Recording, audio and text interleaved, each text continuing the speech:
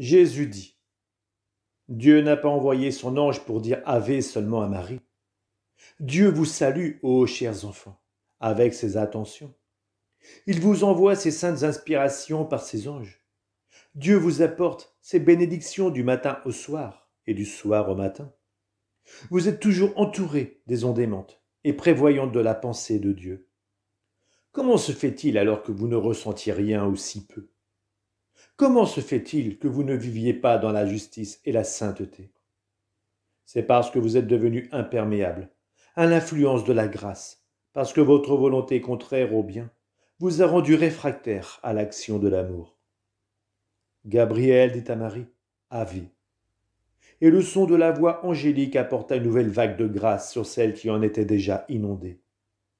La lumière très vive de son esprit immaculé atteignit la luminosité suprême, car la correspondance de l'esprit de Marie fut parfaite.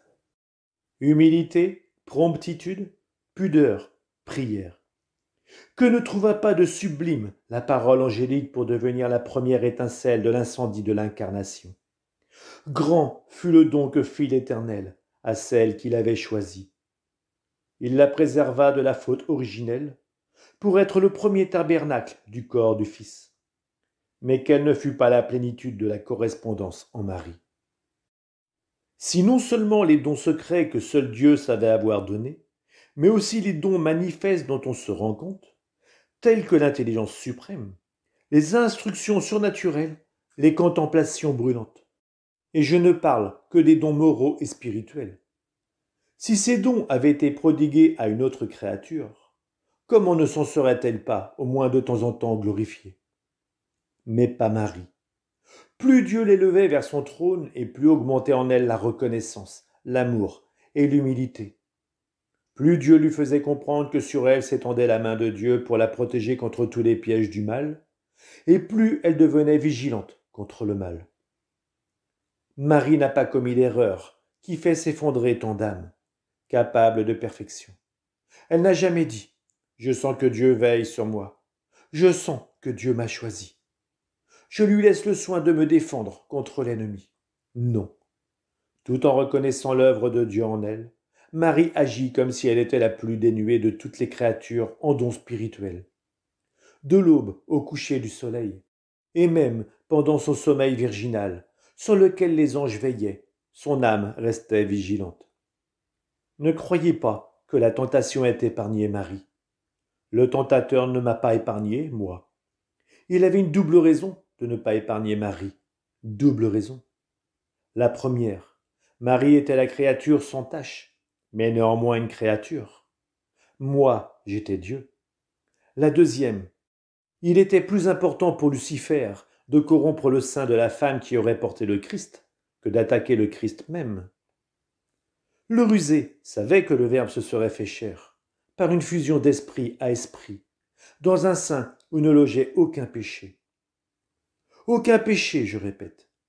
Si depuis Ève il avait réussi à induire en tentation toutes les femmes, il aurait été sûr qu'il ne serait jamais vaincu par le vainqueur éternel. Une seule lui a toujours résisté, Marie. Et un seul sait quelle dentelle, quelle filigrane de séduction tendit Lucifer autour de Marie pour secouer et ternir son âme super angélique. Et c'est Dieu. Mais étant donné que certains secrets sont trop grands pour vous, il ne vous les dira pas. C'est à partir de la splendeur de Marie au ciel que vous comprendrez la grandeur de son âme. Une grandeur obtenue par sa propre volonté, et qui aurait été sublime même sans secours suprême, tant elle voulut être sainte par amour de son Dieu. C'est donc avec raison que l'ange put dire, pleine de grâce. Oui, pleine de grâce. La grâce était en elle. La grâce, c'est-à-dire Dieu. Et la grâce, c'est-à-dire le don de Dieu, qu'elle sut faire fructifier à 1000%. Voilà ce qu'il faut, mes enfants, pour faire en sorte que les choses célestes conçoivent le Christ en vous, que vous adhériez à la grâce, que vous receviez la grâce, que vous multipliiez la grâce, que vous aspiriez la grâce. Pour vivre, le corps doit aspirer de l'air et absorber de la nourriture. Pour vivre, l'âme doit aspirer la grâce. Alors la lumière peut descendre là où elle peut s'incarner, et le Christ naît mystiquement en vous, comme il naquit réellement en Marie. Je te salue, Marie, pleine de grâce. Regardez-la, vous tous, ô chrétiens si dissemblables au premier fils de Marie.